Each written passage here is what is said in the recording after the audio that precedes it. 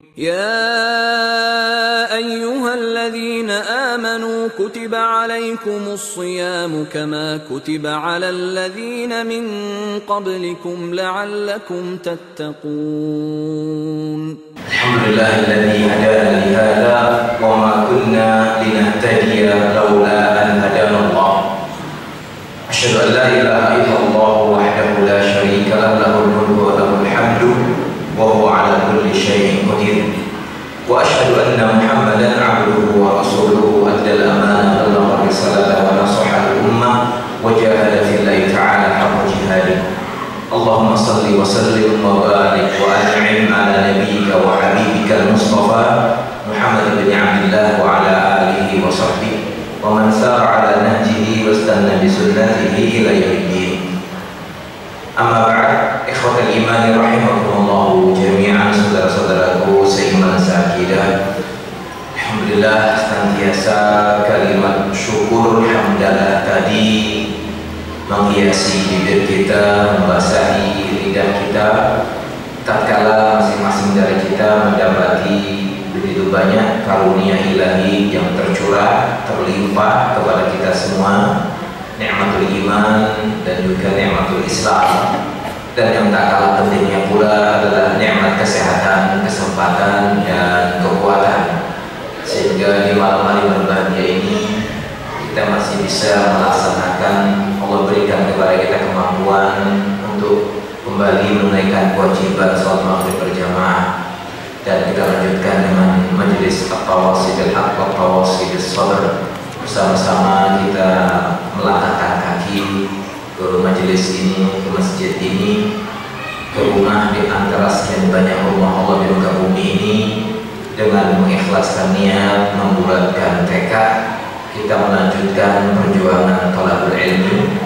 Tentunya besar harapan kita, mudah-mudahan Allah Azza wa Jalla berkenan mencatatnya sebagai amal ibadah yang diterima di sisinya.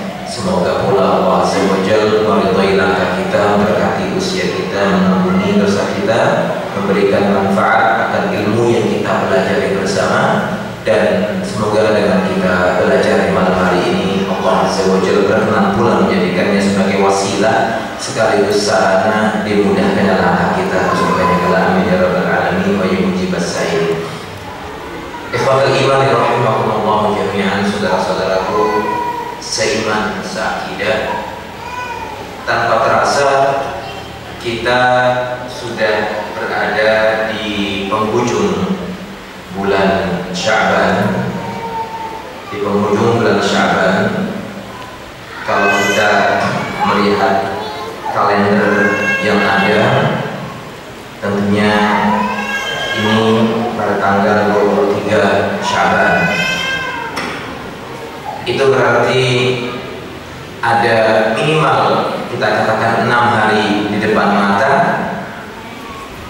akan datang satu tamu istimewa. Kenapa kita katakan istimewa? Karena memang Allah mengistimewakannya, dan Rasulullah SAW sangat mengistimewakannya, dan mereka para sahabat pun merindukannya. Bahkan generasi kaum tabi'in dan tabi'ut tabi'in sangat-sangat mengidamkannya. Tentunya kita menyadari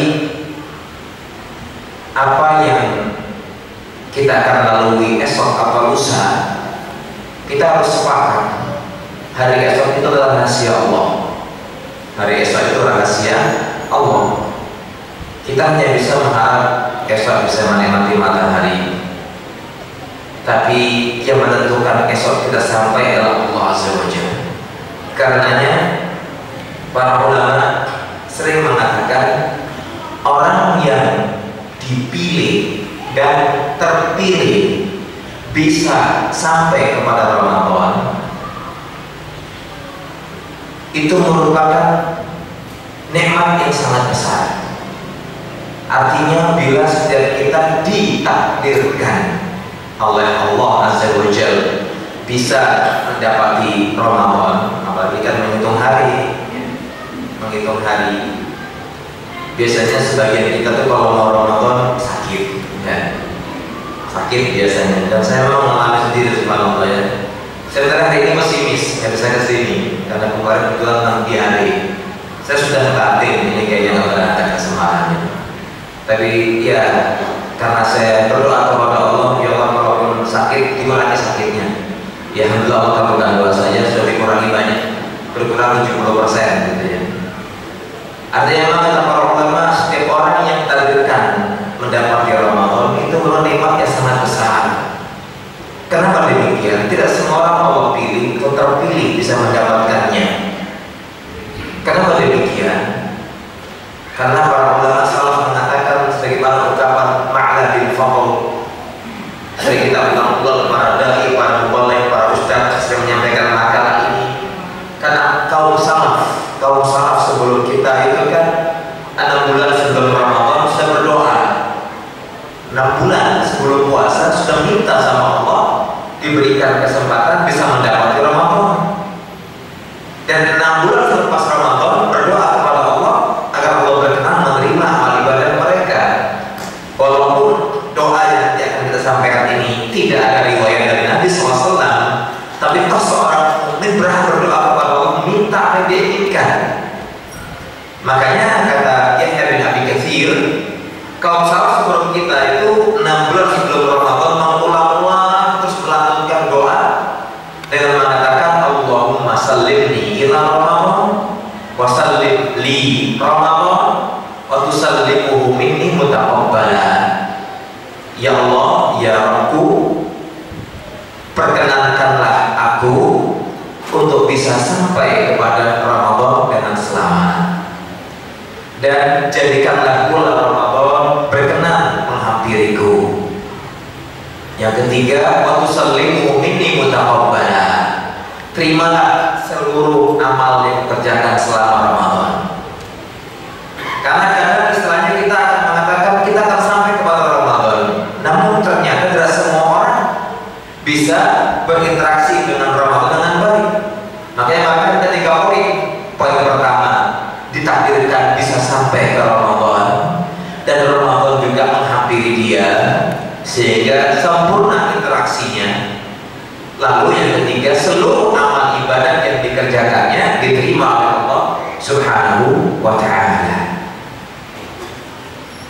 Apakah keistimewaannya seorang hamba yang ditakdirkan, yang dipilih dan terpilih mendapati Ramadan itu sangat istimewa? Ya, amat sangat istimewa.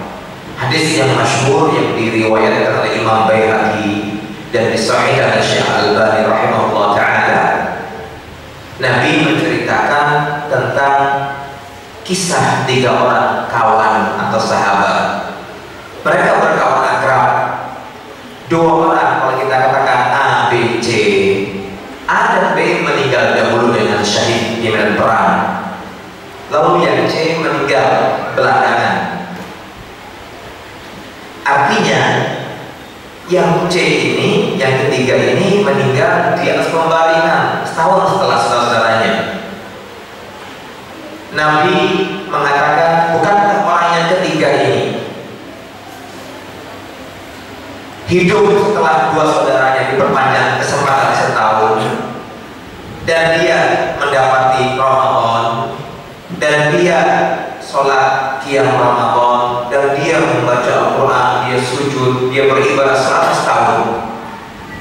Maka jarak antara A, B dan si C itu Allah istimewakan, Allah tinggikan derajat si C yang sempat dipanjangkan umurnya setahun kemudian yang mendapati Ramadan, maka derajatnya lebih tinggi dari A dan B yang jaraknya antara langit dan bumi. Antara langit dan bumi. Itu berarti istimewa sekali.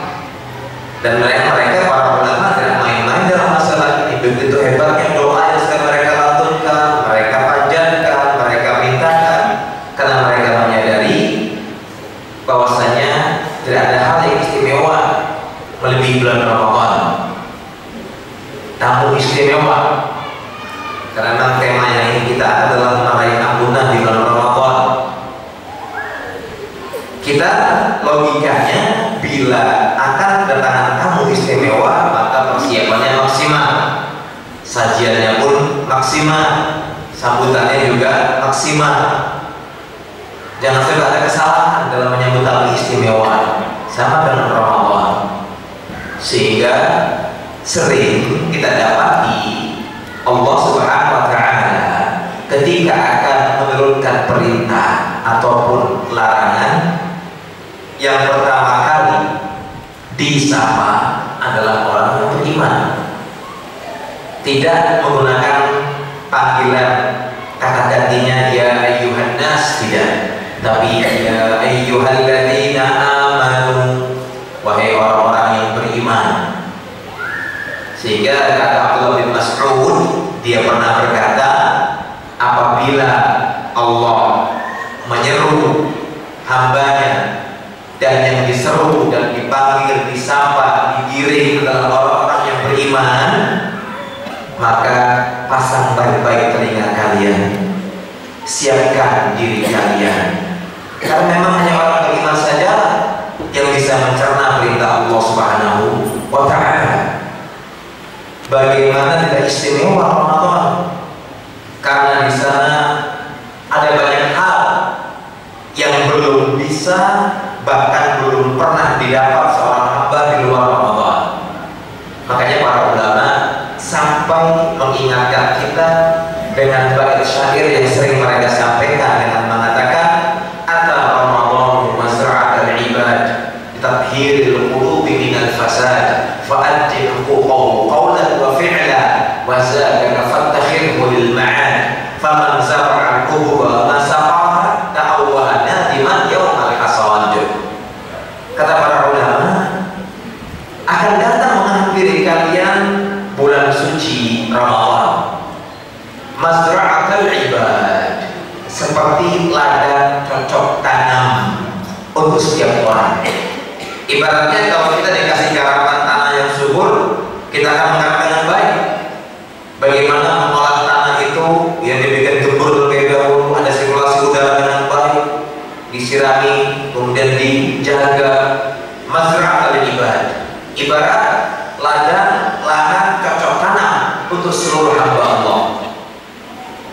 Substansi atau esensi dari datangnya bulan Ramadan, ulama mengatakan ditadhhiril qulubi minal fasad, untuk mensucikan hati, membersihkan hati dari noda dan dosa. Kalau kita mau jujur, setahun taruhlah 11 bulan, bisakah kita lepas dari dosa? Tidak bisa. 6 bulan sekali, 1 semester, bisakah suci dari dosa? Tidak bisa. Triwulan, 3 bulan sekali, lepas dari dosa? Susah. Sebulan sekali? Tidak bisa. 2 minggu sekali? Tidak mampu. Seminggu sekali? Gak kuat.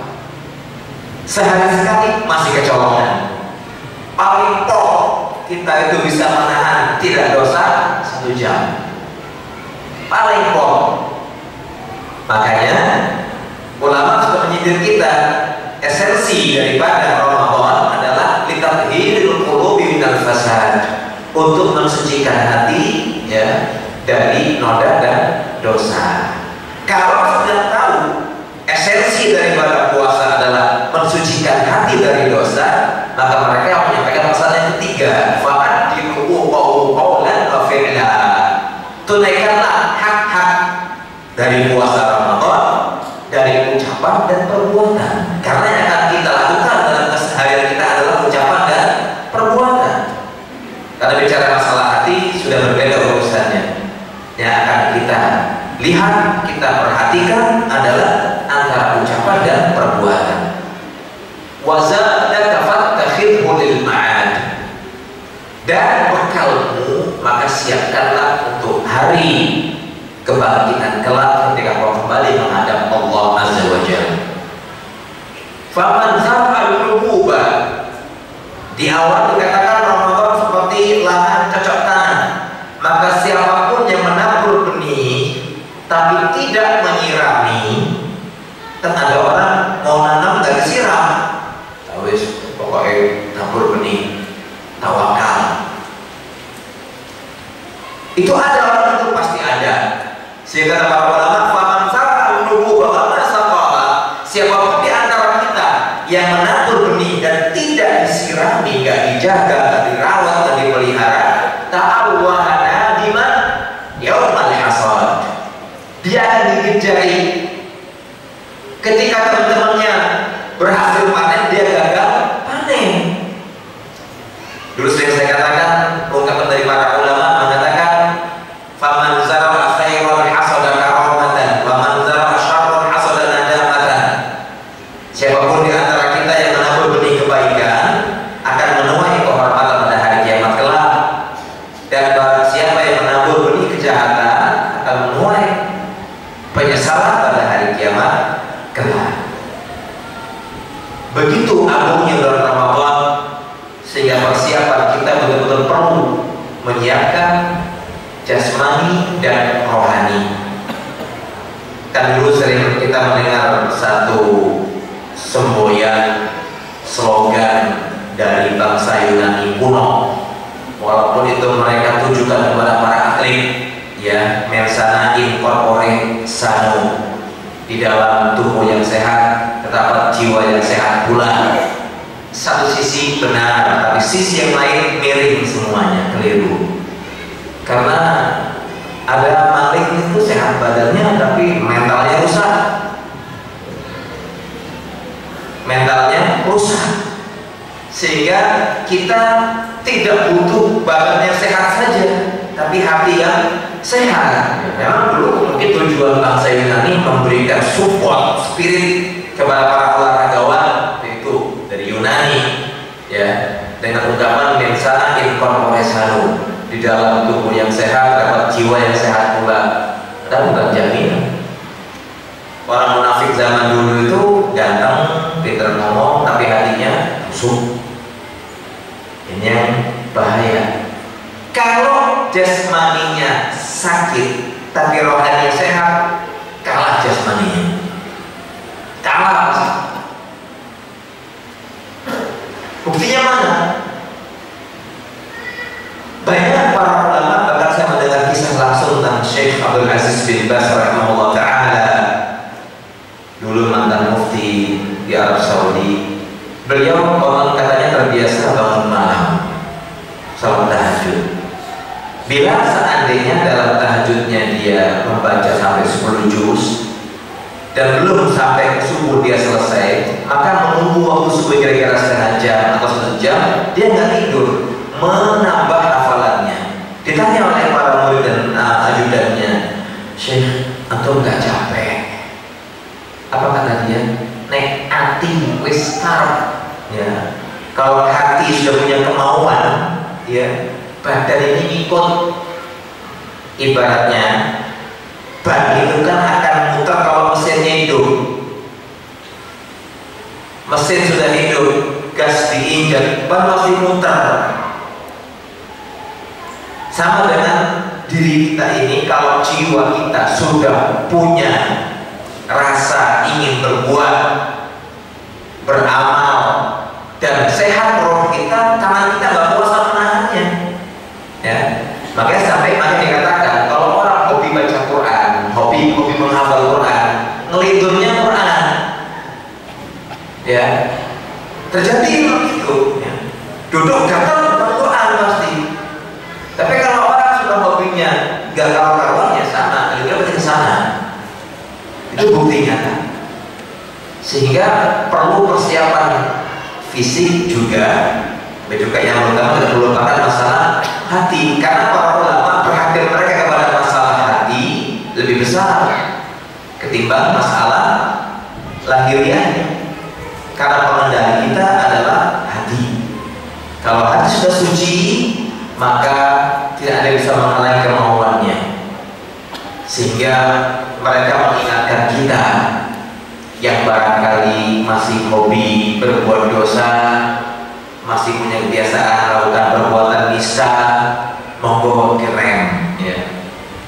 Syukur-syukur ya dibuang, karena konsekuensi kita adalah bagaimana agar amal kita tidak hilang dengan sia-sia pahalanya. Makanya mereka mengatakan ya adzalladzi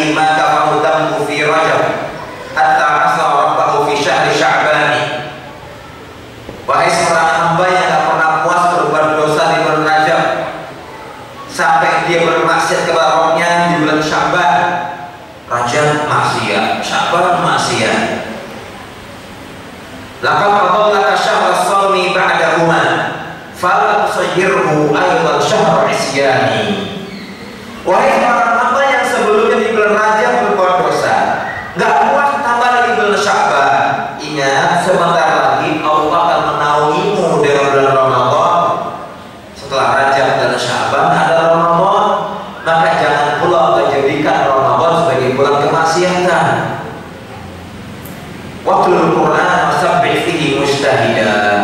Gunakan Ramadan untuk banyak baca Al-Quran, bertasbih dengan penuh sungguh-sungguh. Fa innahu syahrul tasbih wa Qur'ani. Karena Ramadan itu adalah bulan tasbih dan bulan Al-Quran. Wahmil ala jasadin tarjun najatan lahu fasawfa tudram ajsadu binirani. Bawalah dirimu untuk bisa menempuh jalur keselamatan, karena kalau nggak selamat akhirnya kita akan dipanggang di atas api neraka. Kam kunta ta'rif liman sama fi salafin min baini ahli wa jiran wa ikhwani.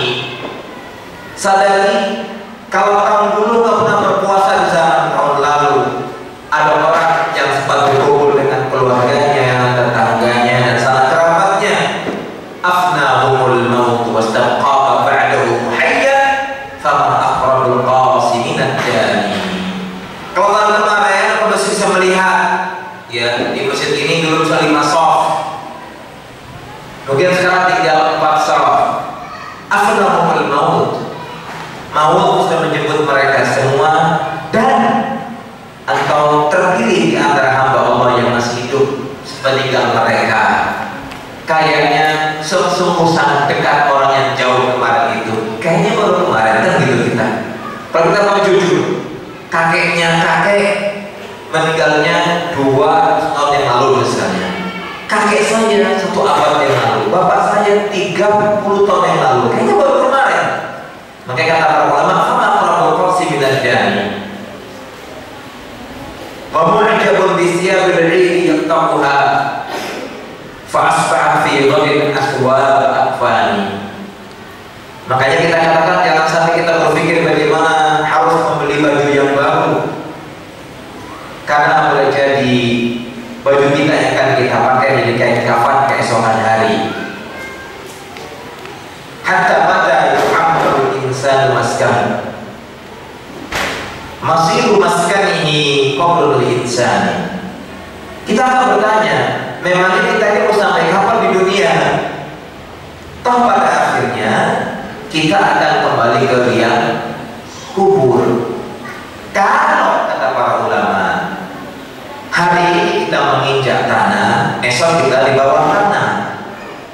Sehingga dari sana kata para ulama, persiapan matang kita untuk bisa menyiapkan jasmani dan rohani.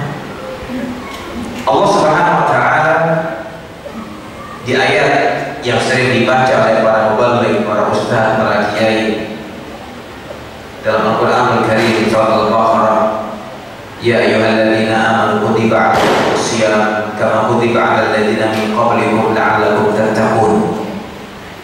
Wahai orang-orang yang beriman, diwajibkan atas kalian berpuasa di bulan Ramadan sebagaimana juga sudah diwajibkan kepada orang-orang sebelum kalian, agar kalian menjadi hamba yang bertakwa. Ternyata memang sering orang menamakan Ramadan seperti madrasah, atau orang sering mengatakan diklat ya. Diklat untuk memupuk, menumbuhkan, mengembangkan, mengokohkan, menguatkan unsur ketakwaan. Karena takwa itu kalau nggak dipupuk, nggak dikokohkan, nggak dikuatkan, nggak ditumbuhkan, hilang, akan hilang.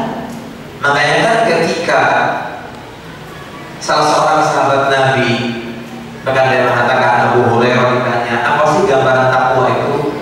Dia melempar pertanyaan, kamu pernah lewat jalan berduri? Gak pernah. Apa yang kamu lakukan? Aku menyingkirkan atau melewatinya. Itulah ketakwaan. Engkau seperti berjalan di sebuah jalan pemakar sawah atau setapak, ada duri. Maka yang kita perbuat dua indikasi, menyingkirkannya atau melompatinya. Sehingga Ibnu Mu'taz mengambil ungkapan dari Abu Hurairah dengan satu bait syair yang mengatakan dalam ungkapan yang begitu indah, dengan kata beliau, khalid dunuba saghiraha wa kabiraha fa huwa tuqa.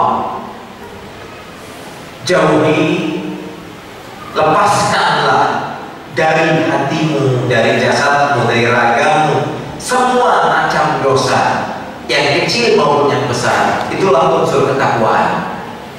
Kalau kita menyadari tubuh kita pasti berlumur dengan dosa,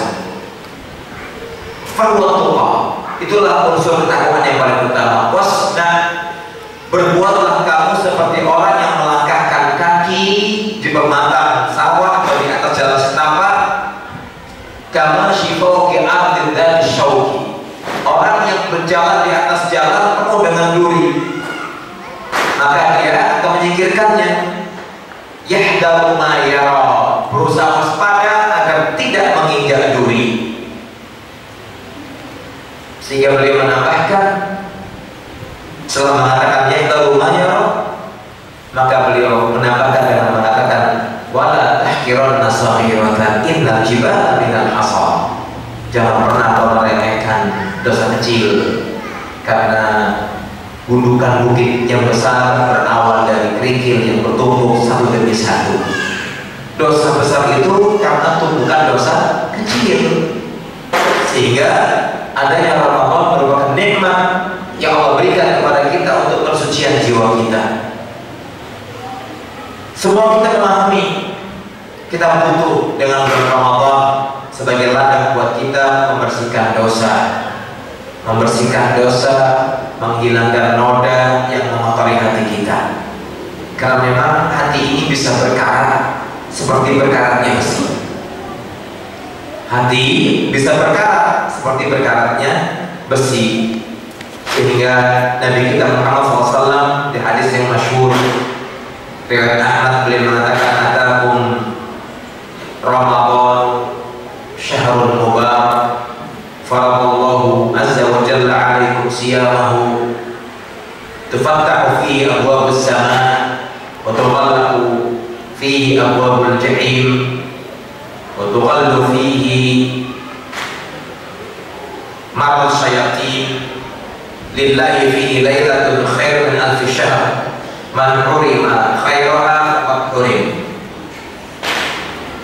Kata Rasulullah yang mengatakan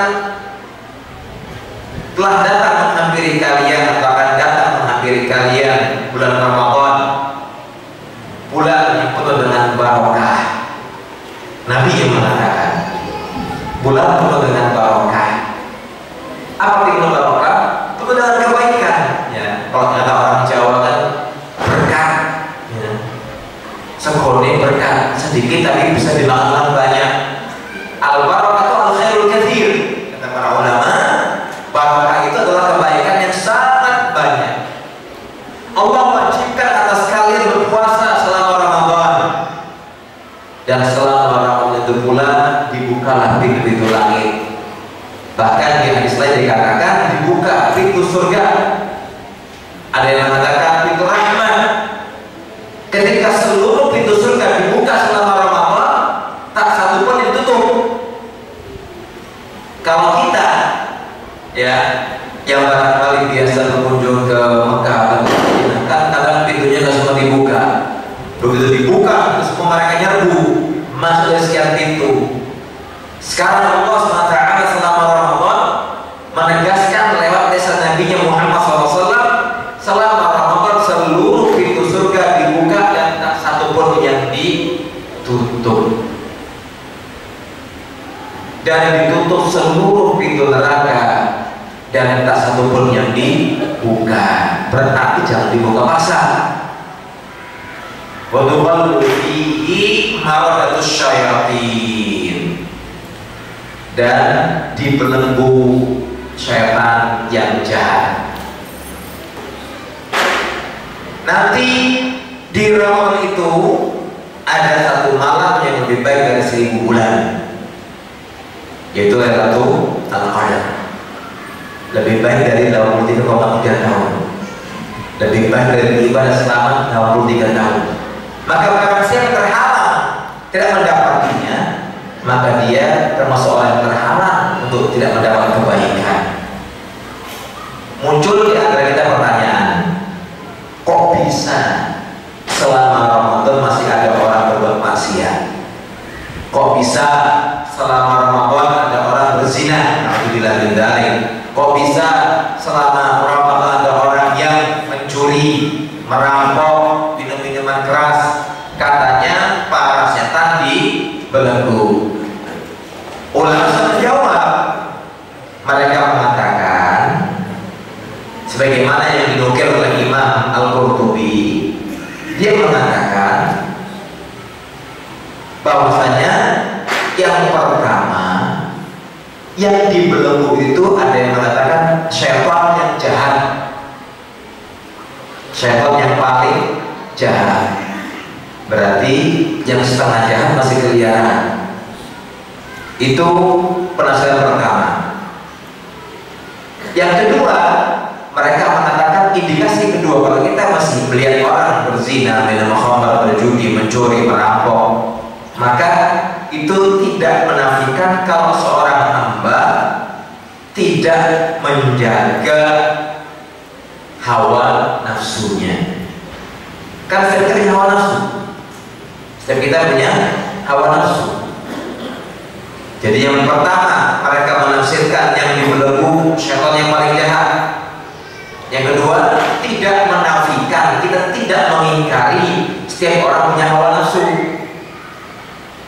Makanya kan istilahnya, bahasanya Bang Nafi itu, kejahatan bukan hanya niat dari pelaku, tapi karena ada kesempatan. Sama dengan kita, selama masih punya hawa nafsu, maka sangat-sangat susah ada mengendalikannya. Itu indikasi yang para ulama ingin mengajak kita memahami, kalau pada akhirnya ternyata ada orang berbuat maksiat selama Ramadan dan ada orang melanggar perintah Allah, menabrak larangan Allah, maka ada dua indikasi.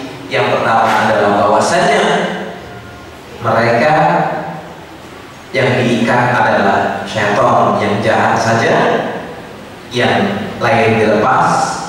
Yang kedua ada yang mengatakan unsur hawa nafsu yang barangkali lebih dominan menguasai manusia.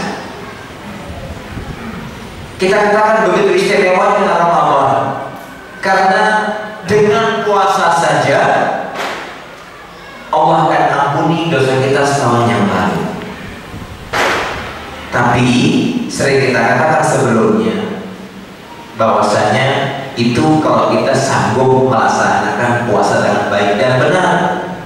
Karena Nabi mengatakan man shoma Ramadan imanan wa ihtisaban ghufira lahu ma taqaddama min dambihi. Barang siapa yang berpuasa Ramadan, sering kita ulang-ulang, ulama selalu mengingatkan kita ya, dengan mengatakan unsur puasa kita itu ditopang dengan dua landasan dasar yang paling prinsipil, iman wa ihtisaban.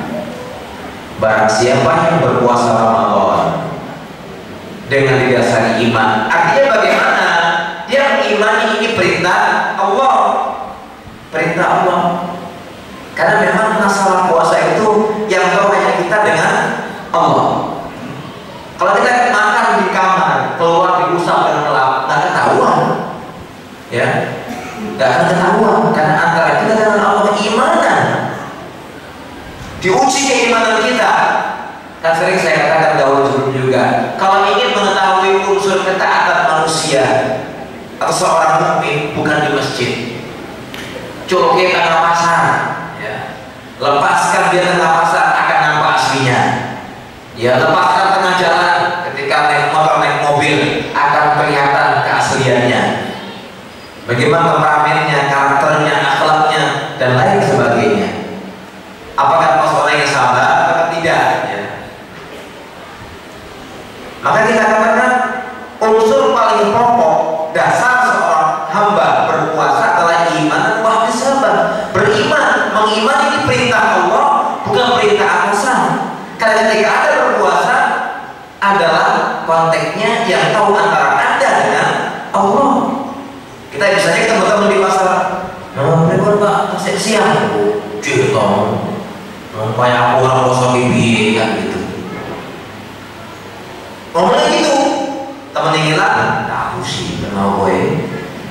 Istilahnya kalau malaikat boleh ngamuk, oh jangan gimana tak cabut nyawa ngamuk kan gitu istilahnya.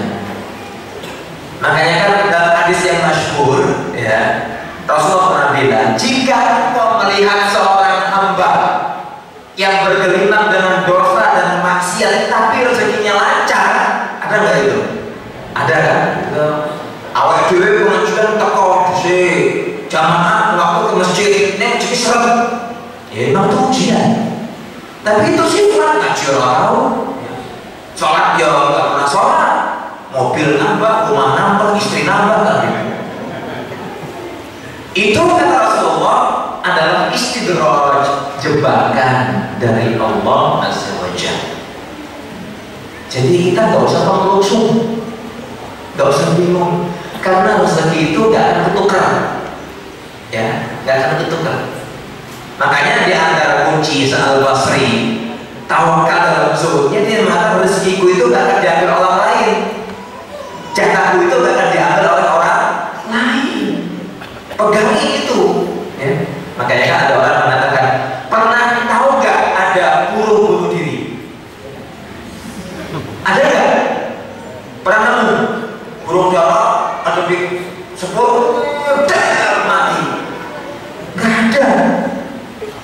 Belum pernah ada seekor burung bunuh diri. Ya, namanya bilang ini, kenapa? Mas bro, putus cinta?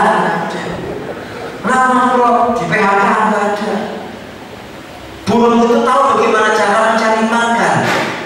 Maka sering kita katakan, jangan pernah merasa ketika ada orang maksiatnya Masya Allah lancar, rezeki juga berlimpah, itu baik, belum tentu.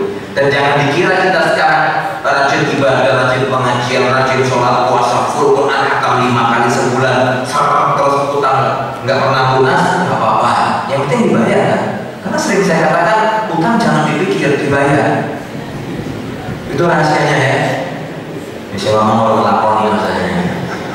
Nah itu. Nah iman dan mengimani bahwa ini perintah Allah Azza wa Jalla. Wahtisaban. Yang kedua, apa yang kita lakukan mengharap pahala Allah, tidak mengharap legalitas dari orang. Wah, ini Pak Siam, itu Bu Siam. Aduh. Karena legal formal kita yang memberikan Allah. Ihtisaban, apa yang kita berbuat semata-mata mengharap ridhonya Allah dan pahala Allah. Maka Allah menyampaikan ini lewat lisan Nabi Muhammad SAW, ghufira lahu ma taqaddama min dhanbi.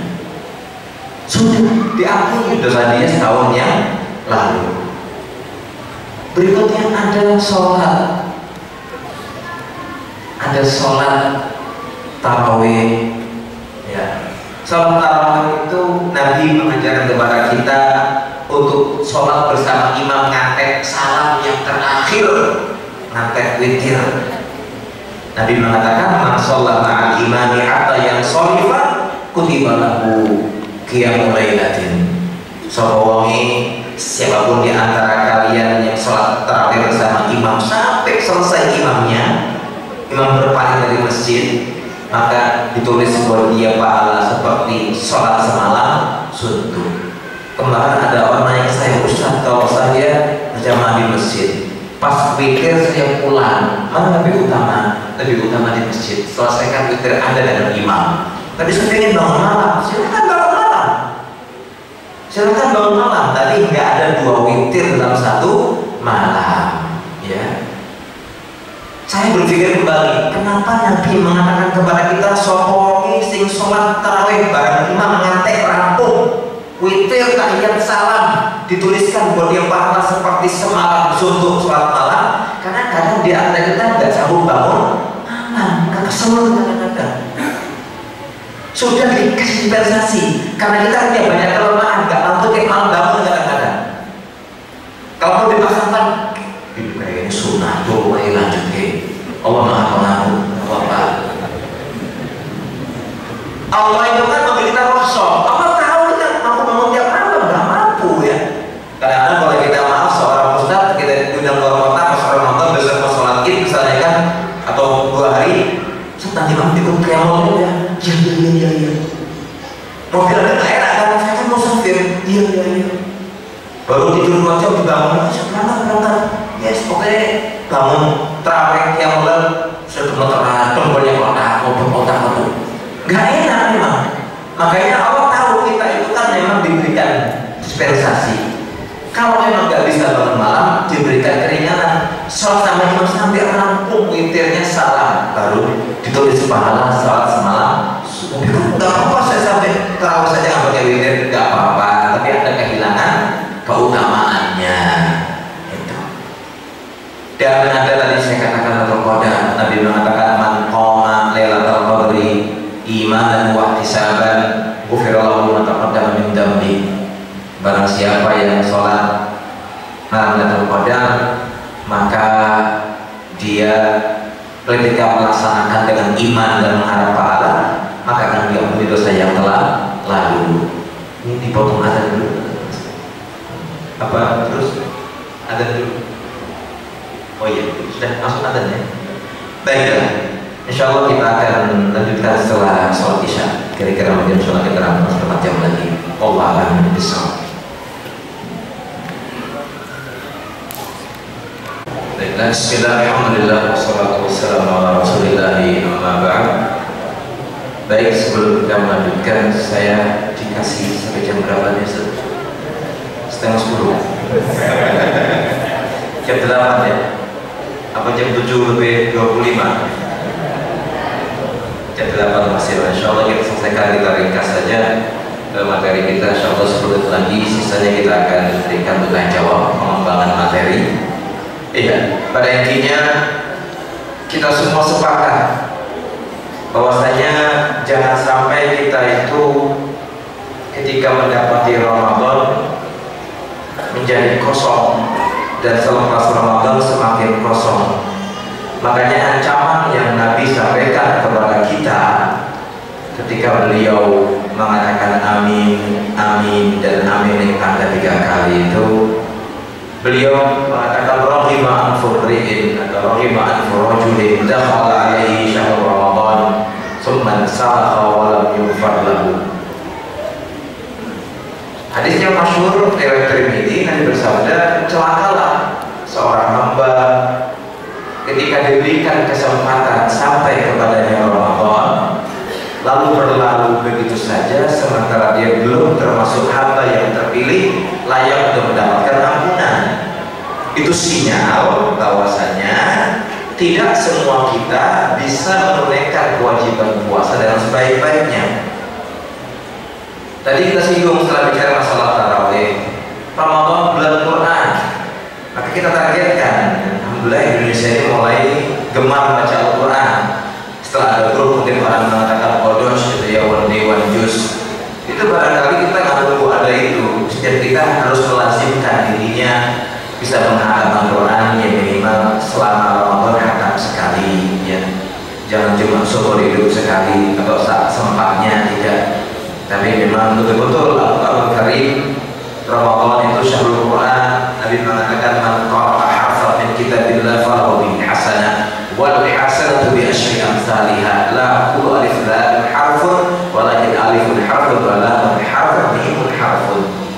Barang siapa membaca satu huruf Al-Quran saja, tapi jangan dipahami kalau kita paham satu huruf boleh dibaca kita alif selesai. Mas kalau lanjut mau mana lohor tidak bisa. Artinya kan tidak mungkin kita begitu bakhilnya, begitu pelitnya membaca huruf saja, tidak. Mau baca Bismillah bi sudah. Tidak seperti itu. Ada Nabi ingin memberi kita spirit atau semangat. Man qara'a harfan min kitabillah, siapapun di antara kita membaca satu huruf ayat Al-Quran saja, falahu bihi hasanah, maka dia mendapat satu kebaikan, dan satu kebaikan 10 kali lipat balasannya. Dan aku tidak pernah mengatakan alif lam mim itu satu huruf, tapi alifun satu huruf, lam satu huruf, mim satu huruf. Jadi kita bayangkan kalau satu baris Al-Quran ada misalnya 45 huruf ya. Lalu bawahnya ada mungkin sekitar misalnya taruhlah 20 baris, tinggal mengalikan berapa jadinya itu, dikalikan 10. Maka kita katakan menjelang Ramadan, pertama kita berdoa kepada Allah Azza wa Jalla agar Allah berkenan memilih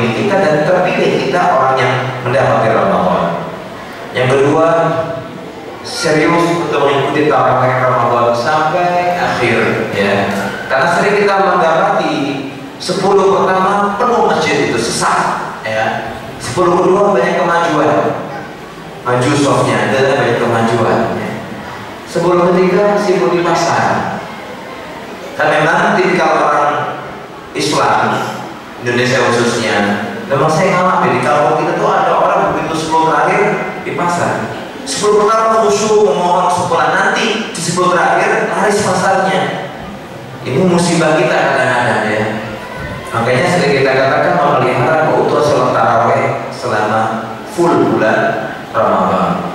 Ada salah satu pemilik warung di Jawa Timur itu, ketika full Ramadan dia tutup. Ditanya oleh kerabat keluarga ipar saya, Pak Haji, kenapa tutup Ramadan? Saya malu sama Allah. Sudah dikasih rezeki 11 bulan, libur sebulan saja masih nawar. Saya ingin full libur. Dan dia meyakini ketika Nabi bersabda, "Man taraka syai'an lillah awadahu khairan minhu." Barang siapa yang meninggalkan sesuatu karena Allah, Allah akan ganti dengan yang lebih baik. Apa masih kurang 11 bulan libur segini di surah kita bisa sebulan saja? Itulah unsur ketika orang ada iman dalam dirinya. Kemudian mohonlah kepada Allah diberikan keistiqomahan selama Ramadan. Karena memelihara istiqomah itu berat, ya, berat. Kalau memulai mungkin bisa, tapi memelihara itu yang berat. Memulai itu gampang, semua orang bisa, tapi menjaga itu lebih berat. Keistiqomahan. Yang berikutnya, manfaatkan waktu sebaik-baiknya. Tadi saya katakan ketika bicara masalah Al-Quran, ya, kalau 1 juz itu 10 lembar, ya, maka ditarget sebelum subuh 2 lembar, habis subuh 2 lembar, atau sebelum subuh selembar, habis subuh selembar, kan sudah 2. Sebelum zuhur selembar, habis zuhur selembar, kan 5 kali sehari. Kalau memang target ingin duduk 2 jam, istilahnya menderes, ya bagus. Tapi yang mungkin waktunya, kan karena kita tuh selalu menyalahkan waktu, saya nggak punya waktu, yang disalahkan waktu. Itu kan diantara kehebatan kita. Manusia itu paling nggak mempersalahkan, dia pasti melempar ke orang lain, lempar batu sembunyi tangan. Sehingga kita katakan manfaatkan waktu dengan sebaik-baiknya, karena waktu yang kita lampaui itu akan dimintai pertanggungjawabannya.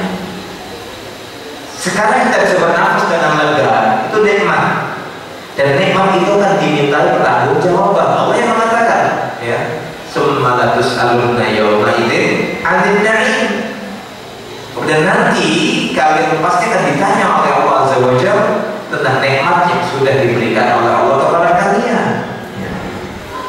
Lalu yang keempat adalah kata para ulama, berupaya untuk bisa terus meningkatkan untuk lebih dekat kepada orang-orang yang saleh, dekat kepada orang-orang yang saleh. Selain dari pertama yang ketika kita berusaha memanfaatkan waktu, karena kita akan tertipu dalam waktu luang. Terlebih hadis yang masyhur di kalangan orang-orang umum di dunia, "Naum shaimi ibadatun," katanya. Turunnya wong sing poso itu ibadah. Maksudnya mulai orang ibadah berarti. Tidurnya orang berpuasa itu ibadah. Terus yang mulai nggak ibadah sama sekali. Makanya jelas kata orang ada palsu, minimal lemah sampai derajat palsu. Karena kalau memang itu betul-betul sahih, maka mereka para sahabatnya akan jihad selama Ramadan. Kebanyakan jihad yang mereka para sahabat bulan Ramadan, sehingga betul-betul tantangan berat bagi seorang hamba, ya. Betul-betul kita berusaha untuk bergaul, meningkatkan unsur pergaulan kita dengan orang-orang yang saleh. Lalu yang kelima yang terakhir kata para ulama adalah bagaimana kita di penghujung 10 akhir Ramadan. Aisyah sudah menggambarkan tipikal Nabi kita Muhammad SAW. Aisyah berkata, "Idza dakhala fil ashr al-awakhir syadda mi'zarahu." Di antara tipikal Nabi menjelang 10 terakhir Ramadan, dia mengencangkan ikatan sarungnya, ben ora gampang melotrok. Itu merupakan kata kiasan Nabi meningkatkan meningkatkan kualitas ibadahnya. Makanya saya di awal tadi kan, kalau orang kita banyak kan 10 pertama semangat, kedua mulai maju, ketiga kosong sudah. Nabi Aisyah mengatakan 10 terakhir Ramadan mengencangkan sarungnya. Ya, makanya naik sarung sering motor, saya nggak semangat ibadahnya. Ya, kalau ditarik masalahnya. Tapi kalau kencang, arahnya air, nggak bisa. Dan bahkan beliau menjauhi sebagian atau menjauhi istri-istrinya. Jadi intensitas pertemuan suami istri di 10 terakhir Ramadan itu dikurangi. Bukan nggak sayang istri ya, justru istri yang mungkin pas 10 terakhir dukung suaminya, ayo mas kita pisah dulu kan gitu ya.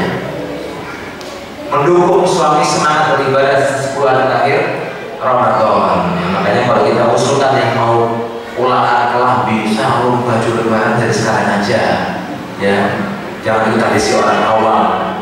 Kalau di sini kita melek di mall semua, jadinya zakat mall bukan zakat mal yang dia pakai pada akhirnya. Upayakan dari sekarang mencari bahan dari baju, kalau beli baju baru ya dari sekarang saja, toh sama saja kok ya. Karena kata para ulama, laisal idu man labisal jadid. Hakikat itu bukan orang bajunya baru. Id yang sebenarnya adalah orang yang imannya bertambah dan dosanya dia jauh. Jadi kita katakan bahwasanya menjelang sebentar Ramadan kita meningkatkan kualitas. Kalau bisa 10 terakhir Ramadan itu kita bisa menghafalkan Quran sekali, berarti 2 kali sebulan. Karena ada orang, masya Allah saya kalah orang itu, dia orang biasa bisa sampai 3 atau 4 kali Ramadan itu, subhanallah. Tentunya Allah akan memberi kita udzur kalau jelas kesibukan kita syar'i. Tapi orang yang memang mungkin kita katakan memang banyak waktu luangnya, maka 10 akhir Ramadan manfaatkan betul-betul untuk beribadah kepada Allah semaksimal mungkin. Kalau bisa hatam Quran di seputar itu, jadi 2 kali minimal sebulan. Kemudian yang beruntung adalah kita berharap mudah-mudahan ketika selesai Ramadan betul-betul hati kita betul-betul mendapat julukan qalbun salim. Qalbun salim, karena pada intinya Nabi saja pernah minta sama Allah dengan ucapan beliau, Allahumma inni as'aluka qalban salima. Ya Allah ya Rabbku, aku mohon kepadamu agar Engkau berkenan memberikan kepadaku hati yang bersih. Karena kita katakan di awal tadi, substansi dari Ramadan pensucian jiwa, tazkiyatun nufus. Agar kalau kita dikatakan orang yang sukses adalah ketika selepas Ramadan. Karena kalau selama Ramadan insya Allah semuanya, kalau bahasa kasar kita, tampil soleh dan solihah ya. Pasti itu ya. Makanya kan Ramadan itu para, maaf, mungkin televisi itu semuanya jilbaban, sing lanang sarungan, go peci. Tampil beda memang ya. Karena memang gak ada lo gak rame kata mereka. Makanya kan sering sebagian duat mengatakan hati-hati pencuri bulan Ramadan. Jadi antara iklan TV itu kan. Makanya kita katakan jangan sampai kita itu seperti panas setahun, pupus dengan hujan sehari. Sibuk pagi dengan ibadah sampai siang, malamnya habis dengan acara yang sia-sia. Acara yang sia-sia, karena intinya selepas Ramadan kita betul-betul semua berujung kepada maghfiratul dzunub, diampuni semua dosa kita sehingga menjadi qalbun salim. Karena Allah sudah menegaskan kepada kita dalam 2 ayat Al-Qur'anul Karim, yauma la yanfa'u malun wala banun illa man atallaha biqalbin salim. Nanti pada hari kiamat itu sudah tidak bermanfaat harta ataupun anak-anak kecuali orang yang menghadap Allah dalam hati yang bersih. Barangkali ini pesan singkat dari saya pribadi untuk semua yang di sini terkait bekal menyambut Ramadan. Mudah-mudahan Allah SWT memberikan kepada kita kekuatan jasmani dan rohani bisa mengemban amanah puasa selama 9 penuh, dan semoga Allah menerima ibadah kita. Allahumma amin. Aku lupa dinada wa alhamdulillah rabbil alamin. Assalamualaikum warahmatullahi wabarakatuh. Silakan, mungkin ada pertanyaan. Ada waktu setengah jam tuh. Ya, silakan.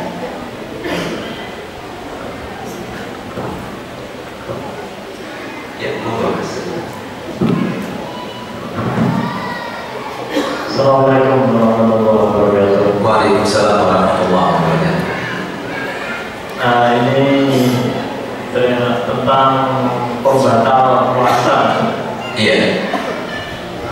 sebenarnya dari beberapa itu macam-macam pembatal puasa, salah satunya makanan. Dan itu ada saya tanyakan soal rasa yang tertinggal di dalam mulut. Contohnya seperti gosok gigi, kan pasti ada rasanya yang tertinggal sampai lama hilangnya. Apakah itu termasuk membatalkan puasa yang sejenis itu? Terima kasih. Assalamualaikum warahmatullahi wabarakatuh. Iya, terkait hal-hal tentang masalah membatalkan puasa, kita terkadang dihadapkan pada posisi ada rasa yang masih melekat di mulut kita, yang harus kita jadikan pedoman ataupun formula dan kaidah pokok adalah ketika Allah berfirman kepada kita, fattaqullaha mastata'tum, bertakwalah kepada Allah semampu kalian. Makanya di antara hal yang diperbolehkan selama puasa adalah bersiwak, bersiwak. Siwak itu kan asalnya bukan odol ya, semacam ranting ya, kayu itu kita kupas ujungnya kira-kira itu setengah senti. Kalau nggak punya pisau pakai gigi bisa itu lunak ya. Kan bisa ada rasa di situ. Nah sekarang kalau kita menggunakan pasta gigi, bagaimana agar mungkin bisa maksimal? Maka kita katakan bila Anda yakin sudah menghilangkan pasta yang masih melekat, maka Anda sudah aman. Tapi ternyata bila tanpa disadari ada sisa dan terasa, kita nggak salah. Kita tidak salah ya. Jangan disengaja sahur makan daging, setelah kita putus ini lepas lohor dirasa enak tendang gitu kan, tidak ya. Artinya kita sudah berusaha maksimal mungkin membersihkan mulut sebersih-bersihnya, karena memang tidak salah orang berpuasa setiap hari sikatan menggunakan pasta gigi, diperbolehkan karena mungkin meminimalisir bau mulut, itu diperbolehkan bila sudah dirasa maksimal umurnya. Setelah terlalu sejam, pokoknya ada rasa mentol dan manis lekat di atas, tapi udah ketahuan kan tidak sadar kita, tidak sadar. Maka itu merupakan keringanan yang diampuni oleh Allah SWT. Karena yang Nabi mengatakan, Inna Allah tajawaza an ummati, Inna Allah tajawaza an ummati al-khata' wal isyan wa mastukrihu alaih. Sesungguhnya Allah itu memaafkan hambanya atau dari umatku berbuat dosa karena al-khata' khilaf, wal isyan karena lupa dan dipaksa. Jadi kita katakan bukan kesengajaan, tidak mengapa, insya Allah ya, tidak mengapa. Contoh karena begini, kita pengen mandi siang, lompat ke sungai, blok, kolok, minum air ya, kan kita nggak minum air, ingin pom saja, karena didorong temennya kalau minum sampai 2 liter misalnya, ya alhamdulillah nggak sengaja ya, wis warna dulu sebelum buka puasa, kan bukan kesengajaan, jadi kita katakan sudah mengapa, tidak mengapa. Termasuk mungkin mencicipi makanan yang jadi masalah ya. Atau untuk di antara hal yang diperbolehkan itu mencicipi makanan, tapi ya apa kata para ulama, bisyartin walakin bisyarti ada min duhulil haul. Syaratnya mencicipi makanan di sini ya, bukan ditelan mencicipi kopi manis apa ya diminum ya, jelas salah ya. Makanya kata Ibn Abbas, la ba'sa an yadhuqal khalq aw syai'in ma lam yadkhul halqahu wa huwa sha'im. Ada riwayat Ibn Abbas yang dinukil oleh Imam Bukhari ya, kata beliau tidak mengapa orang mencicipi cuka, karena pada zaman Nabi itu lauk yang paling enak cuka. Pernah nyoba? Nggak tahu juga saya. Ya, cuka, tentunya cuka yang divariasi otomatisnya. Maka kata beliau, la ba'sa an yadhuqa al-khalla aw syai'in ma, atau yang sejenisnya, asal tidak masuk ke tenggorokan. Kan Allah beri kita lidah ini kan subhanallah, yang paling ujung paling enak. Ya biasanya ya, kalau yang pahit kan paling mangkal belakang pahit ya. Mungkin pedes sama mana pikir-pikir. Nah itu hanya di lidah, makanya ibu-ibu yang kadang-kadang refleks gitu, jangan dinikmati, telan, kayak ngomong kerasa lagi, tidak ya. Walaupun kita katakan yang masuk wis rabi 20 tahun tanpa pengalaman masak kan nggak mungkin gitu ya. Maka kita katakan jika terpaksa mengangkat Abbas, cukup di ujung lidah saja. Terus gimana kalau tidak langsung dibuang lagi, jangan dinikmati, diputar-putar ke langitnya ke giginya, tidak. Sekedar mencicipi dan tidak masuk ke tenggorokan. Memang prakteknya berat prakteknya. Makanya kita hati-hati dalam masalah ini. Sehingga para ulama termasuk profesor di situ mencicipi makanan tapi di ujung lidah, tidak sampai ke tenggorokan. Ya, wallahu a'lam. Yang kedua silakan, tadi ada lagi. Ya, betul. Yang belakang. Assalamualaikum warahmatullahi wabarakatuh. Waalaikumsalam warahmatullahi wabarakatuh. Tentang puasanya orang yang membatalkan puasa. Jadi ketika seorang perempuan berpuasa, kemudian pada tengah hari dia tiba-tiba haid, maka apakah dia langsung boleh makan atau harus menunggu sampai terbenamnya matahari? Dan juga puasanya orang yang membatalkan puasa seperti ketika dia berpuasa kemudian pada siang harinya dia muntah dengan sengaja, apakah dia harus menunggu terbenamnya matahari? Syukur barakallahu fiik. Baik, ini fenomena yang sering terjadi. Kadang seorang wanita lupa siklus haidnya, sahur semangat, adzan zuhur mau sholat keluar. Jelaskan pembatal puasa adalah haid dan nifas.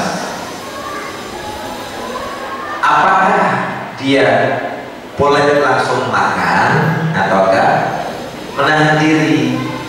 Sebagian ulama lebih menasihati tahan dulu ya. Memang dia nggak boleh puasa haram, boleh dia makan dan sembunyi-sembunyi. Kalau jelas lapor banget ya, tapi sembunyi-sembunyi. Kalau dia bisa menahan diri, maka fatwa sebagian ulama dia lebih baik menahan diri sampai menjelang maghrib. Tapi bukan hal yang dosa kalau dia harus makan ya, diperbolehkan. Itu diperbolehkan. Kemudian tadi yang kedua gimana? Macam membatalkan puasa. Muntah dengan sengaja. Iya. Tadi kita katakan orang yang muntah itu ada dua indikasi. Nabi pernah bersabda, hadis riwayat Ahmad dan juga Abu Dawud. Beliau mengatakan, man dara'ahul qalbu falaysa 'alaihi qada wa man istaqa'a 'amdan falyaqdi. Muntah ada dua indikasi, tidak sengaja dan disengaja. Contoh sengaja, karena kita kan masuk angin ya, masuk angin ya, kadang-kadang terus terdesak untuk muntah, bukan disengaja ya. Saya pernah alami bulan kemarin, memang saya jarang muntah, tapi kemarin pada Allah nggak puas sakit perut, saya tahan muntah. Nah ini berarti tidak sengaja. Dalam konteks redaksinya, ranahnya mandara'ul pai, barang siapa yang muntah di luar kendalinya, ya di luar kendali, maka Nabi mengatakan falaysa 'alaihi qada, tidak wajib dia mengqadha. Wa man istaqa'a, tapi barang siapa yang sengaja memuntahkan, sengaja muntah. Contoh sengaja mana? Mengokrok tenggorokannya seperti ini, muntah, maka fal yaqdi, wajib baginya mengqadha. Kalau jam asar atau setengah jam sebelum maghrib disengaja muntahkan, ya tetap batal puasanya. Itu istilahnya orang tahiyat akhir kentut, ya hilang pahala dia ya. Di tahiyat akhir nih, wah kayak enak dikentutkan, ya sudah batal. Maka kita katakan bahwasanya walaupun 10 menit sebelum adzan dia sengaja mengokrok tenggorokan yang muntah dengan sengaja, fal yaqdi, maka batal puasanya hari itu dan dia punya hutang hari itu, ya. Kalau besok itu lagi ya 2 hari dan seterusnya. Maka kita katakan jangan sampai kita menyengaja berbuat hal yang melanggar perintah syariat. Ya, wallahu a'lam. Yang lain silakan. Apakah dia harus menunggu sampai terbenamnya matahari untuk makan setelah batalnya itu, atau setelah batal dia langsung boleh makan, boleh minum? Ya, ulama melihat kelakuan orang yang menyengaja, dia harus menunggu sampai buka puasa. Sebagian kecil ulama itu marah, maka kewajiban dia menahan sebagian waktunya, sebagai hukuman buat dia, sebagai hukuman buat dia. Orang yang menyengaja membatalkan, maka dia wajib menahan sebagiannya. Makanya sebagian ulama juga kita bicara masalah haid. Orang perempuan yang haid jam 10 misalnya, maka dia menganjurkan menahan sebagian waktu dan berburu-buru berbuka. Sama dengan orang dengan sengaja, maka dia harus betul-betul menahan sisa waktunya. Kita pada analogi contoh, banyak ulama fatwa orang yang haji misalnya pas wukuf di Arafah dia berzina, ya berzina, jelas batal hajinya, tapi dia punya kewajiban harus menyempurnakan sebagian manasik hajinya. Kan batal hajinya, menyempurnakan sebagian manasik hajinya. Walaupun batal, tapi wajib melanjutkan sebagian manasik haji, dan dia harus membayar kafarah menyembelih seekor unta yang berusia 5 tahun. Harus unta usia 5 tahun. Lalu di tahun depan ulangi lagi hajinya, wajib. Maka sama dengan ini kita berulama ketika orang menyengaja melanggar aturan puasa, sisa waktunya dia harus menahan diri sampai datang waktu berbuka. Tidak sembarangan seperti itu. Nanti sudah berbuat hal yang berbau dosa. Karena ancamannya berat ketika Nabi melihat ada kaum disiksa, digantung kayak kambing dikuliti, ya kakinya di atas itu namanya araqib, rukuk jamannya araqib, itu berlumuran darah wajah mereka, kaki mereka berdarah. Kata Rasulullah, Jibril, siapakah mereka? Aku gak sanggup melihatnya. Disiksa dari itu mereka, disiksa dan begitu berat dan menyakitkan. Kata Jibril, mereka adalah kaum yang berbuka qabla tahillati siyamihim. Mereka berbuka sebelum waktu berbuka. Siksaannya tadi ada, ya, dia ada seperti itu. Digantung kakinya ke atas, kepala di bawah, dan yang digantung adalah otot. Ya, kalau kita berdiri kayak belakang, ada otot belakang namanya rokok. Digantung seperti itu, berlumuran darah, wajahnya robek berdarah. Dan itu hukuman ada bagi orang yang sengaja berbuka sebelum tiba waktunya. Humul ladzina afṭaru qabla ta'ati siyamihim. Mereka terburu-buru berbuka sebelum tiba waktunya berbuka. Wallahu a'lam bishawab. Yang ketiga silakan, ada lagi. Monggo Pak. Assalamualaikum warahmatullahi wabarakatuh. Waalaikumsalam warahmatullahi wabarakatuh. Ini ada pertanyaan Ustaz. Yang pertama, tadi dikatakan pada Ustaz bahwa Rasulullah SAW mengucapkan amin 3 kali, dan kalau tidak salah itu adalah mengaminkan doa dari malaikat. Saya ingin mengetahui berarti ada 3 yang didoakan malaikat, dan itu apa saja Ustaz? Kemudian yang kedua, ini berkenaan dengan puasa tadi. Ini yang perlu saya tanyakan adalah bagaimana hukum dari puasa orang atau wanita yang hamil dan menyusui.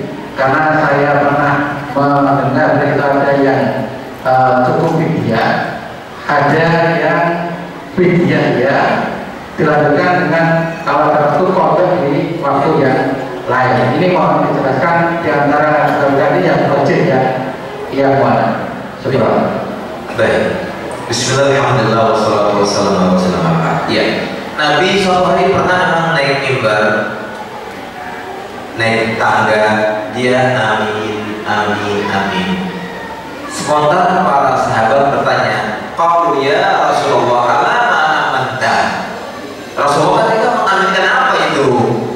Kata dia, tadi aku diambil Jibril, Dan Jibril mengatakan, wahai Muhammad, aminkan, celakalah seorang hamba. Tadi kita katakan sampai kepadanya Ramadan, lalu berlalu tapi belum diampuni. Fakultu amin. Ya, yang menyampaikan Jibril sing ngaminke Muhammad. Terkabul jelas itu bahaya sekali. Yang kedua, Rohiman Fukri'in, celakalah seorang hamba, adraka abawaihi wa ahaduhuma fala yudkhilahul jannah. Celakalah seorang hamba, ya, mendapati kedua orang tuanya tapi tidak bisa masukkan dia ke surga.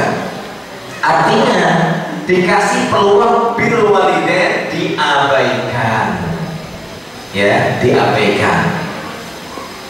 Makanya kan kata Rasulullah, kedua orang tua itu adalah pintu surga yang tengah-tengah.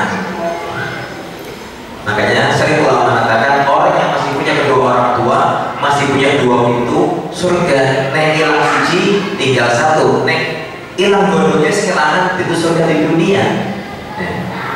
Makanya kata Rasulullah, yang mau melihara, mau dipelihara, yang mau dicampakkan saja, silakan. Kalau mau celaka, itu yang kedua. Fakultu amin, tak aminke. Ini jelas seperti ini, ya. Jangan berat masalah celaka dia yang punya kedua orang tuanya masih hidup atau salah satunya, tapi tidak menjadi sarana masuknya dia ke surga.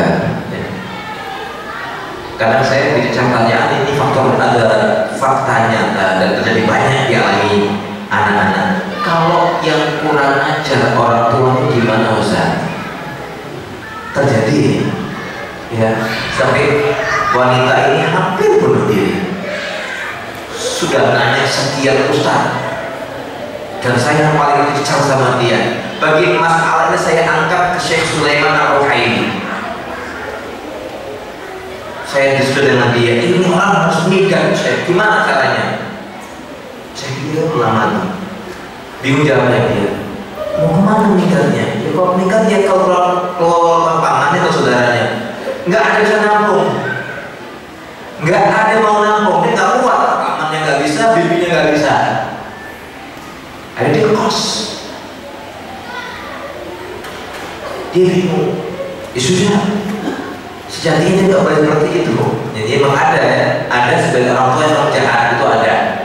Dan ini nyata, bukan kisahnya mungkin ibu tiri, tidak ada. Tapi ini memang ada, memang ujian, ada ujian. Enggak cuma istilahnya orang tua diuji sama anak, ini anak diuji orang tuanya, itu ada. Dan nyata, saya pernah langsung, itu sekian kasus, ya. Kemudian Nabi mengaminkan yang ketiga, Jibril. Rahimah Fukri'in dukirta indahu falad salli alaih. Celakalah seorang hamba, sebut namamu di hadapannya dan dia tidak bersolawat kepadamu, ya. Dan dia tidak bersolawat kepadamu, celaka. Makanya Nabi pernah mengatakan, al-bakhilu, orang yang pelit asli, medit, itu orang yang sebut namaku tidak bersolawat. Dan yang menguntungkan bukan Nabi, kita. Makanya kan maaf, cuma ada situs di internet itu saya dengar 10 tahun yang lalu ada orang-orang kafir mengatakan, gimana Nabi kamu itu katanya memberi syafaat dan ingin disolawati, berarti kan nggak kuat polisinya. Kita kan membantahnya lah, kalau kita nggak solawat, kita bukan kita yang untung, bukan Nabi yang rugi, kita yang beruntung malah bersolawat, karena Allah kan mereka sudah bersolawat kepada Nabi kita Muhammad SAW. Kemudian yang kedua, memang dilema ini di Indonesia ada ribut memang, ya. Orang yang menyusui, ya, nifas atau menyusui bayi itu yang benar cukup fidyah saja atau fidyah plus pokok atau pokok saja. Ini bingung memang kita, ya. Boleh memang ini pelik. Ada dua pendapat yang sama-sama kuat. Kalau saya katakan rajih, masing-masing bisa merojih. Karena Syekh Abdul Aziz bin Abdullah bin Baz di kitab Fatwa Ramadan justru dia merojih bayar minimalnya kodok saja. Ada yang mengatakan kodok plus fidyah. Ibnu Abbas mengatakan cukup bagi dia membayar fidyah. Lantas Ustaz, bagaimana jalan tengahnya? Kalau saya pribadi, biar kita sama-sama lega, ya. Karena ini istihad ulama, ya. Yang benar itu tidak menyalahkan pendapat, itu yang benar. Kalau kita tanya mana yang benar? Yang benar adalah tidak menyalahkan istihad. Karena Imam Ibnu Qayyim al-Jauziyah dalam kitabnya I'lamul Muwaqqi'in an Rabbil Alamin mengatakan haram hukumnya mengingkari perkara istihad. Kalau kita ngomong, tapi saya pusing Ustaz, kok mereka para fuqaha berbeda pendapat? Saya katakan kita tidak boleh pusing ketika ada ahli fikih berbeda pendapat, karena mereka tak pernah tahu sama kita. Ini Imam Syafi'i kok menyelisih kenapa ya? Imam Malik sama gimana kok menyelisih tidak? Karena mereka sudah memiliki kapasitas beristihad. Ya, maka saya katakan yang benar tidak menyalahkan pendapat, karena masing-masing pendapat itu memiliki muara dalil. Problemnya orang yang nifas lalu menyusui itu diposisikan sebagai orang yang sakit atau orang di usia. Ini problemnya. Ya, ketika saya mengupas masalah ini, ternyata ada sedikit masalah di situ. Orang yang menyusui itu disetarakan dengan orang yang sakit. Faman kana minkum maridan, atau dia dalam kategori wa'alal ladzina yutiqunahu. Mana kategorinya? Dan untuk orang-orang yang tidak mampu berpuasa, ini sama-sama kuat. Mereka ketika beristighfar sama-sama kuat. Mereka ini dianalogikan, disetarakan, dikiaskan dengan orang yang sakit ataukah orang yang tidak mampu. Kalau orang yang sakit wajib Allah. Bahkan saya pernah baca di Al-Mughni itu, kalau nggak salah mazhab Maliki, kalau orang menyusui itu wajib korban dan bahkan fidyah. Kenapa kata dia? Karena nyusu bisa membangun orang lain. Maka mereka dibahas ini membahayakan ibu atau anaknya. Dirinci oleh para ulama.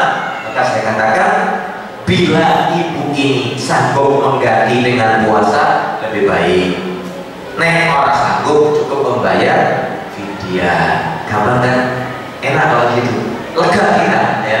Kalau Anda sanggup membayar puasa, tapi saya yakin ibu-ibu yang kedua pasti enak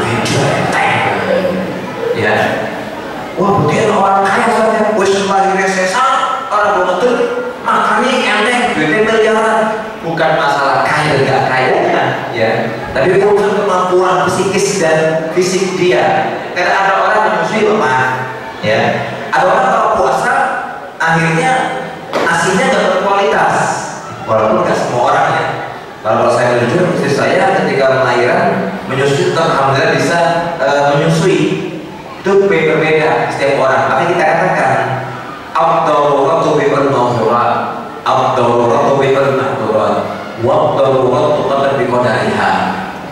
Jadi perkara yang sangat-sangat darurat itu menjadi satu legalitas ya untuk melakukan hal yang dilanggar. Nah, sekarang ketika orang berpuasa, orang melahirkan, orang menyusui, dia boleh nggak puasa ketika dia semakin lemah. Tapi kalau dia menyusui dan puasa kuat asinya nggak bakal pada bayi, lebih afdal dia puasa.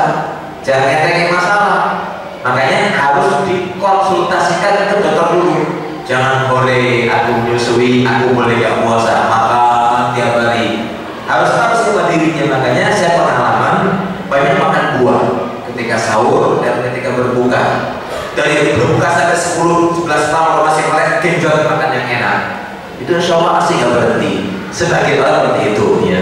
Tapi ketika diindikasikan dengan puasa dia lemah dan kualitas asinya berubah, maka dia boleh tidak berpuasa. Tapi ketika kita mengkokok dia nggak mampu, maka cukup membayar fidyah. Cukup membayar fidyah ya, memberi makan ya. Berapa orang satu hari?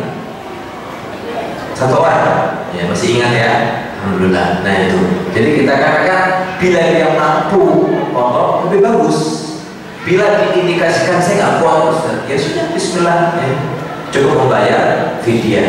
Dan dua pendapat ini sama-sama kuat, walaupun Syekh Abdul Aziz bin Abdullah bin Bas di Fatwa Ramadan melemahkan menguatkan riwayat Ibnu Abbas.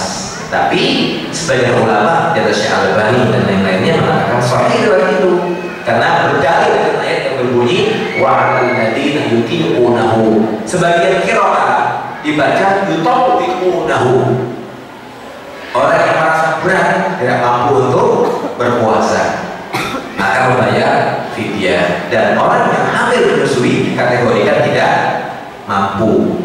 Kita berusaha mencari celah ini mana ini. Dulu saya ketika tahun kedua kuliah itu kebagian bab puasa yang cuma 10 tahki, bacanya begitu panjang, ya kadang setengah mingkret kepala itu karena menerangkan sekian puluh buku marojek 4 tahap. Mana yang buat ini? Karena kita masih dulu mahasiswa nggak berani mengkaji, takut salah. Tapi memang ulama sudah mengupas itu jalan tengahnya, dan saya katakan di awal, mampu pokok silakan pokok, nggak mampu maka cukup membayar fidyah dan tidak akan disalahkan. Ya, Allah bisa. Silakan yang lain, ada lagi? Ya, silakan. Yang belakang sampai depan di situ ya. Ya, monggo yang dekat itu masuk ke keluar itu. Iya. Assalamualaikum warahmatullahi wabarakatuh. Waalaikumsalam warahmatullahi wabarakatuh. Apa hukumnya siang hari kan tidur? Iya. Kalau kita tidur tidak sengaja keluar mimpi basah, itu apa batal puasa atau tidak? Iya. Sudah alami belum? Pernah alami? Ya. Sudah. Berapa kali sebulan? Mau sampai 5 kali? Itu overdosis ya. Iya. Itu aja pertanyaannya. Sudah balik mas ya? Sudah balik? Sudah ya? Sudah kebalikan kan? Baik. Bagaimana kondisi kalau kita Ramadan tidur tidak sadar mimpi basah atau junub? Ya. Dan junub mimpi basah ini tidak hanya dialami kaum pria, kaum wanita juga mengalaminya walaupun jarang. Karena sempat ditanyakan ke Nabi, ada seorang wanita, ya Rasulullah, ya, kalau di antara kalian mimpi basah dan mendapatkan cairan, apakah dia wajib mandi? Ya, dia wajib mandi. Tapi kalau dia pas puasa tidur siang lalu mimpi basah, tidak batal puasanya, ya, tidak batal puasanya, lanjutkan puasanya, tapi tetap punya kewajiban mandi janabah. Ya, ulama sepakat kalau karena mimpi maka tidak batal puasanya. Yang dikarenakan batal kalau sengaja menggauli istri, itu kafarnya berapa kafarnya? Puasa 2 bulan berturut-turut. Nah itu sempat dialami sahabat Nabi. Kalau sengaja dia ketika itu ngeluh ke Rasulullah, aku sudah berbuat dosa. Kenapa kamu? Siang malam menggauli istriku, puasa 2 bulan, gak kuat Rasulullah. Ini aja sebulan kecolongan kali 2 bulan. Ya, sering nyolong di akhirnya. Ya sudah, kasih makan 60. Berapa 60 berapa? 60 ya, benar 60 apa 30? Ragu-ragu. Iya. Kata orang ini kepada yang paling miskin, ya kepada Allah. Kata dia, Allah ya Rasulullah, dari ujung sini sampai ujung kelurahan cuma saya yang paling miskin. Nabi nyengir, Masya Allah, besi kormokan gokor kalau ujung. Bisa ditiru ya, jangan doa kamu miskin paling miskin terus rontok kecolongan, jangan, nggak boleh. Itu kisah nyata saja zaman Nabi ya. Wallah alam bisawab. Kan yang mungkin terakhir ini ya, jam 8 lebih menit bonus ya Pak. Assalamualaikum warahmatullahi wabarakatuh. Waalaikumsalam warahmatullahi wabarakatuh. Ya, berkaitan dengan amalan Ramadan ya. Iya. Kalau Ustaz berkaitan dengan sholat tarawih. Iya. Jadi tadi disebutkan bahwa amalan itu akan sepenuhnya kita dapatkan jika kita mengikuti imam sampai dengan salam. Iya. Terakhir ya. Nah, dalam dinamika kita kejadiannya itu saya ini jadi amalan dialami oleh banyak orang bahwa ternyata kita tarawihnya itu terlambat datang. Iya. Jadi di satu sisi kita ikut jamaah, tapi kekurangan sholat tarawihnya karena sampai berbeda. Atau apakah sholat tarawih sendiri dengan speed yang lebih cepat daripada imam terus bagi, atau bagaimana kira-kira bagaimana untuk menghadapi kasusnya ini? Yang pertama. Yang kedua, ada berapa? Ada dua ya. Karena ini masih sama dalam skala yang sama. Ada kejadian kira-kira begini. Kita ikut tarawih itu dengan satu jamaah itu, di mana dalam perjalanannya jumlah rakaat tarawih yang banyak bukan pilihan kita, sehingga menunggu sampai sholat witir gitu ya. Jadi yang memotong di tengah menunggu saja. Bagaimana dengan seperti ini gitu? Iya. Dan kita baik. Terima kasih. Assalamualaikum warahmatullahi wabarakatuh. Iya.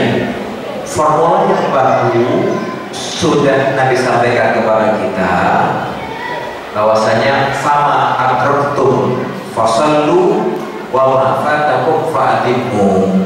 Konsep sholat berjamaah itu Nabi mengatakan yang kalian dapati sholatlah bersama imam, yang terlewat maka sempurnakan, yang terlewat maka sempurnakan. Ya, bila memang itu 11 rakaat maka 11 sempurnakan, sisa yang kurang itu. Fama adraktum fasallu, yang kalian dapati sholatlah, tunaikan, sempurnakan. Yang kurang maka tambahkan. Lalu masalah yang kedua, kita katakan bahwasanya ada orang nunggu pas tarawih saja, ini juga cacat buat kita ya, cacat. Sekarang kita bingung, saya kesana 23 rakaat, yang sini 11 rakaat, mana yang benar? Benar dua-duanya, yang saya ada sholat. Ya, benar dua-duanya, karena memang ulama juga sama-sama pendapatnya.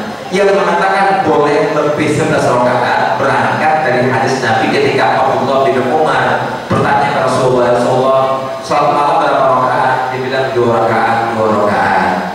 Makanya saya pernah mengkaji masalah ini pada Taimiyah, bin Ambal, Nasani, Abu Dawud, Tirmidzi, Ibnu Majah, Qayyim al-Jauziyah dan lainnya. Ada riwayat yang mengatakan juga mereka pada saat Nabi sempat sholat lebih dari 11 rakaat. Walaupun sebagian masyayikh melemahkan, tapi mereka mensolidkannya.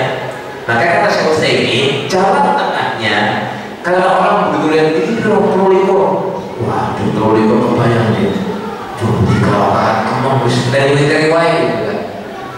Sana aja 11 rakaat, wah maksudnya di sana 11 rakaat, 1 rakaat, 1 surat. Protokol gitu kan. Makanya kata Syekh Utsaimin, yang mengambil 11 rakaat itu diupayakan menjaga sunnah-sunnahnya. Jangan yang 11 dengan 23 rapi bareng. Ya, yang 11 setengah jam, 23 setengah jam, ini gimana moconya bingung kita kan? Makanya kata para ulama, tetap mura'atu as-sunnah, kata para ulama, memelihara kaidah-kaidah sunnah yang sudah ditanamkan oleh para ulama, ya. Dan juga Nabi mengajari kita. Artinya kalau kita udah 3 rakaat, ya jangan 1 rakaat surat. Ya, insya Allah sampai subuh selesai. Lagi bacanya Bismillahirrahmanirrahim.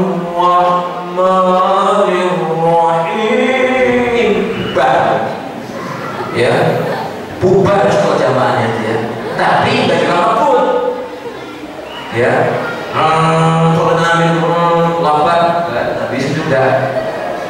Kadang orang 11 sama 23 itu 23 ini keliru. Kata para saya mengatakan memelihara sunnah yang dipelihara, yang 11 sesuai dengan takarannya. Karena seorang imam itu tidak boleh memperhatikan diri sendiri. Dia tidak boleh egois. Imam itu yang di belakang. Kalau memang mereka kuat-kuat, maka dibacanya agak banyak panjang. Ya, yang minimal tadi itu setengah jam atau mungkin 1 jam, ya 1 jam. Maka kita katakan kita tetap harus, kan sering manusia itu kita ingin semua sempurna, ya, makan enak, tidur enak, ya kan, buang enak.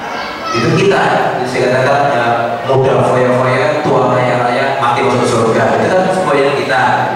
Makanya juga masalah pahala jangan tawar-tawar, gitu kan. Jangan tawar-tawar. Kita katakan sempurnakan ibadah kita sebagaimana dibilang sama kita, man shalla ma'al imami hatta yansarifa.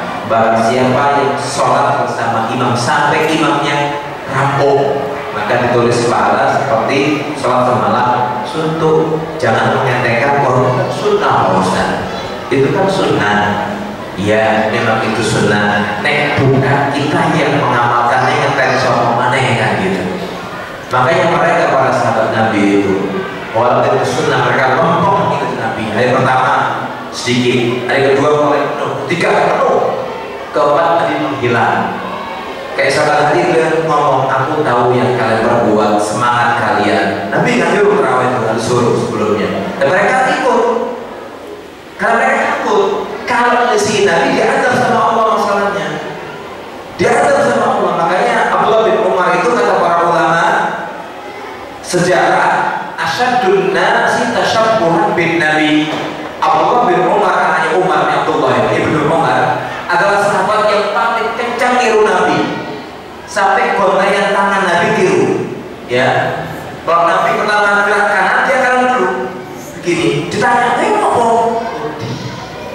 Kalau ayat An-Nur 63 Ahuti falyahdharil ladzina yukhalifuna amri an tusibahum fitnatun aw tusibahum adzabun alim. Adalah hati-hati, waspada orang-orang yang berani menyelisih perintah nabinya, jangan sampai kena fitnah atau adab yang pedih. Abdullah bin Umar bayangin ya, gimana kalau diperintahkan. Makanya sahabat Nabi itu tahu kayak Nabi aneh malam sutra itu ikut. Nabi bilang, aku tahu yang kalian perbuat, aku sengaja di malam keempat gak hadir, takut diwajibkan atas kalian. Bayangkan, sing sunnah mereka cocok mati-matian, kalau kita kan itulah sunnah, seperti sing wajib tekan. Itu kan hebatnya kita, itu hebatnya manusia, itu kelebihan kita, itu kebablasan memangnya. Nah kalau saya bilang itu kelebihan, itu kebablasan. Makanya kita katakan jangan jadi orang yang pemalas, karena itu cuma sekali, setahun sekali ya. Kalau badan ditawar, nanti pun kita sudah tawar sama Allah.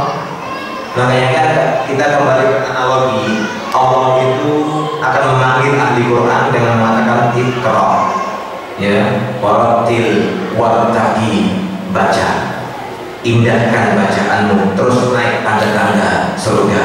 Karena tangga yang kau injak itu sesuai dengan ayat terakhir yang kau baca. Nah sih diwaca kalau juz 30 terus ya tangganya ya di bawah otomatis ya.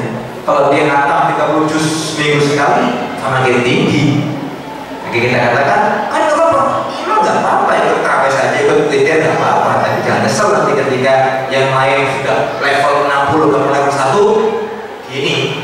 Makanya kata para ulama, mereka beristimbat, ada sebuah riwayat, penghuni surga yang di level atas dan di level bawah bisa saling melihat.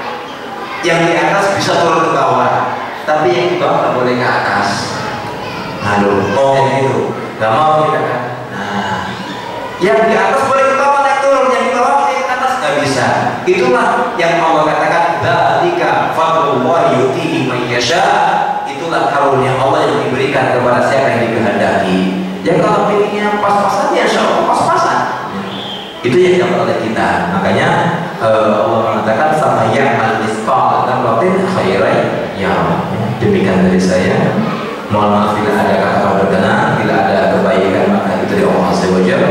Bila ada kesalahan dari saya dari syaitan, aku lupa hadza wa alhamdulillahi alamin. Subhanallahumma bihamdika asyhadu an la ilaha illa anta astaghfiruka wa atubu ilaik. Wassalamualaikum warahmatullahi wabarakatuh.